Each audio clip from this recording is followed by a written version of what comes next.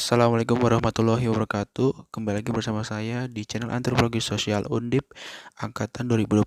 Jadi di video kali ini saya ingin melakukan penugasan mata kuliah folklore dengan membagikan sedikit cerita mengenai legenda Sungai Cisadane yang terletak di kota Tangerang. Jadi sebelum lanjut ke pokok pembahasannya, saya ingin memperkenalkan diri. Nama saya Renata Mahendra dari jurusan Antropologi Sosial kelas B dengan NIM 5 digit terakhir yaitu 442. Selanjutnya, pada bagian ini saya ingin menjelaskan apa sih itu folklore dan bentuk-bentuknya. Folklore merupakan legenda, musik, sejarah lisan, papatah, lelucon, takhayul, dongeng, kebiasaan yang menjadi tradisi dalam suatu budaya, subkultur, atau kelompok. Folklore juga merupakan serangkaian praktik yang menjadi sarana penyebaran berbagai tradisi budaya. Folklore terbagi menjadi 3 bentuk. Yang pertama bentuk lisan, kedua setengah lisan, ketiga bukan tulisan. Contoh lisan itu seperti puisi dan sajak. Folklore setengah lisan contohnya mitos dan tarian, sedangkan bukan tulisan itu senjata tradisional dan peralatan rumah tangga. Nah, folklore yang saya akan ceritakan ini merupakan folklore setengah lisan.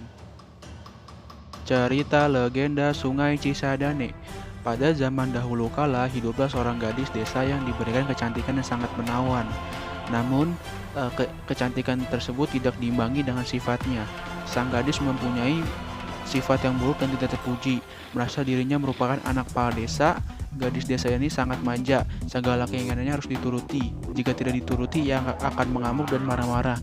Gadis desa ini juga dikenal sebagai orang yang sangat pemalas. Ia menghabiskan waktunya untuk berdandan dan kemudian mengagumi kecantikannya sendiri. Salah satu sifat buruk lainnya dari sang gadis adalah kesombongannya.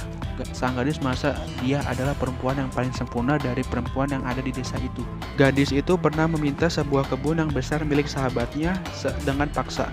Kebun itu sangat subur yang terletak di kaki gunung. Selain luas dan indah, kebunnya itu juga dilengkapi dengan sumur yang sangat dalam dan airnya tak habis-habis.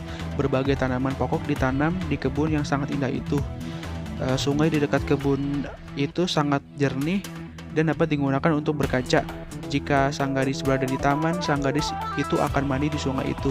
Sang gadis tidak memperbolehkan siapapun untuk mandi di sungai itu tanpa izin langsung darinya. Gadis desa itu meminta ayahnya untuk menjatuhkan hukuman yang berat kepada siapapun yang mandi di sungai itu tanpa izinnya. Pada suatu hari, sang gadis berada di tamannya seperti biasanya. Sang gadis itu mandi di sungai itu sendirian.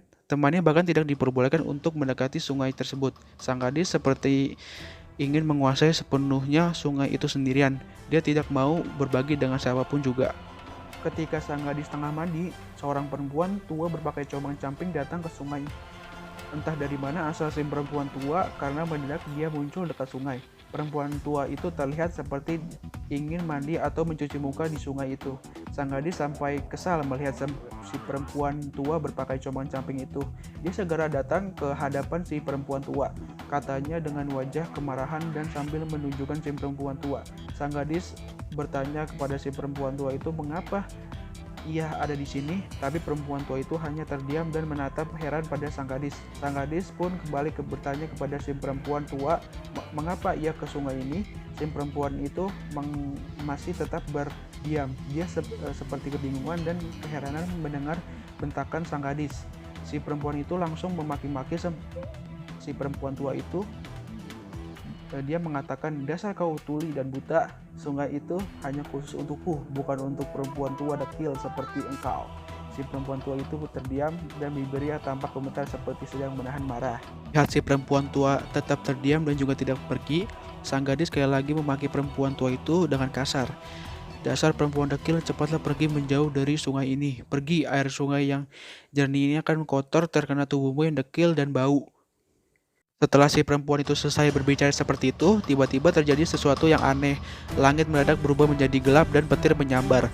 Sangat menakutkan untuk dilihat. Tiba-tiba cahaya menyilaukan mata menerangi langit yang gelap dengan petir menggelegar menghantam tubuh sang gadis. Lalu tubuh gadis itu terpental dan berubah menjadi seekor ular berbisa. Gadis cantik itu terkena kutukan menjadi ular berbisa karena kesombongannya. Ular jelmaan gadis itu terlihat sangat sedih. Ia menangis dan menyesali perbuatannya. Lidahnya terlihat bergerak-gerak dan suaranya mendesis seolah meminta maaf atas kesombongannya dia kepada si perempuan tua itu. Namun air mata penyesalannya tinggallah air mata, dan penyesalannya karena wujud sang gadis berubah menjadi ular. Tamat. Terima kasih sudah menonton.